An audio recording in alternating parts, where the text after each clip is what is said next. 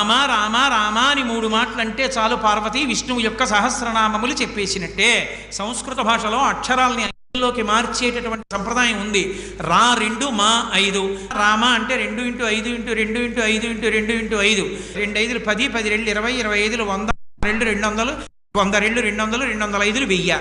సహస్రనామ తత్తుల్యం రామనామ వరాననే. అందుకని ఒక్క రామనామాన్ని 3 మాటలు పలికితే సహస్రనామ తత్తుల్యం విష్ణు సహస్రనామ స్తోత్రాన్ని చెప్పేసినట్లే. అంత గొప్ప నామము.